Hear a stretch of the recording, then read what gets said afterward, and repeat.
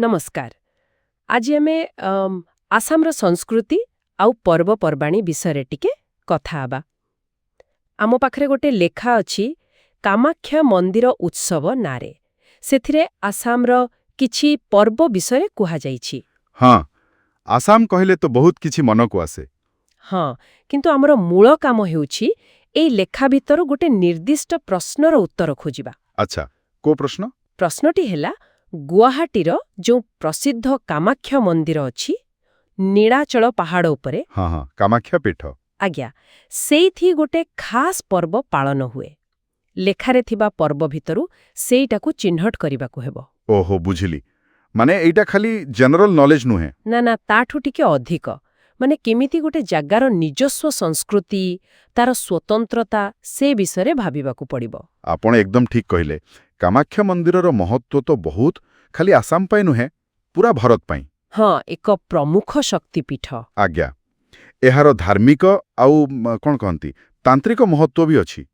तेणु से मंदिर सह जोड़ी हिथिबा पर्व विषय जानिबा माने हाँ, आसामर पूरा सांस्कृतिक चित्र को बुझिबारे साहाय्य करिवो। अच्छा। लेखाटा कहूची जे गोटे लिस्टरू सठिक पर्व बाछिवाकू। एटा देखौची कि खाली आसामर पर्व कहिदेले चलिबनी। हाँ, से निर्दिष्टता दरकार। एकदम स्पेसिफिसिटी। तेबे लेथारे जो प्रश्नटा अछि सेटा हेला आसामर तो अनेक पर्व अछि, से भितरु केउटा केवल कामाख्या मंदिर परिसर रे ही पालन करा जाय, माने विशेष भाबरे। आम पाखरे पूरा लिस्ट तो नाही, किंतु प्रश्नटा निजे ही बहुत गुरुत्वपूर्ण ना। निश्चय एठी गोटे कथा बुझिबा दरकार। देखंतु आसाम रे बिहू परी केते लोकप्रिय पर्व अछि। हाँ, बिहू तो समस्ते जानନ୍ତି। सेगुड़ाक पूरा राज्य रे पालन हुए, किंतु कामाख्या मंदिरर कथा अलगा। तार निजस्व बहुत माने विशिष्ट परंपरा अछि। अच्छा। तो लेखाटा बुधुए सेमिति गोटे पर्व कथा कहूची जहाँ मंदिरर मूल आस्था किंबदंती से सबु सहे जोड़ी हेइछि। जेमति कि अनेक समय रे एहा वार्षिक अंबुबाची मेला को ही बुझाए। ओहो, अंबुबाची मेला। हाँ, सुनिछि। हाँ, जहाँ देवींक रजस्वला अवधि सह जड़ित। से समय रे मंदिर बंद रहे। हाँ, आउ परे बहुत धूमधाम रे खोले। एकदम। तो सेटा कामाख्यार बहुत निजस्व आउ बड़ पर्व। वाह, एटा वास्तवरे बहुत रोचक कथा।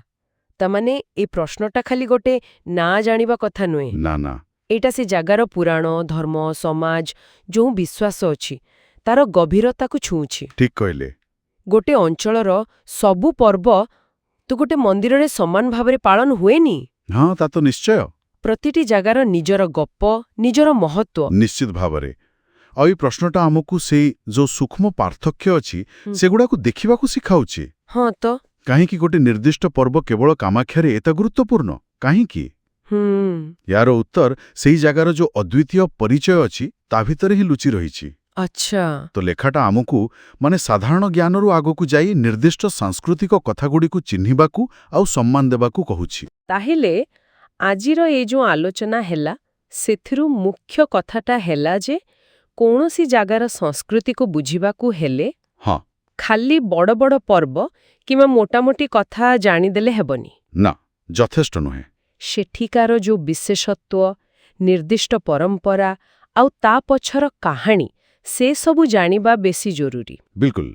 कामाख्या मंदिर आउ तार से संभाव्य पर्व जेमति आपण कहले अंबुबाची ए सबु तार गोटे बढ़िया उदाहरण। हाँ, आउ मूल लेखारे जो कथाटा फिला माने से अजणा पर्व लिस्ट। हाँ, और सेथिरु कामाख्यार स्वतंत्र पर्वटाकू बाछिबार जो चैलेंजटा एइटा देखौची जे सांस्कृतिक ज्ञान केते सूक्ष्म स्तर रे गुरुत्वपूर्ण होई पारे।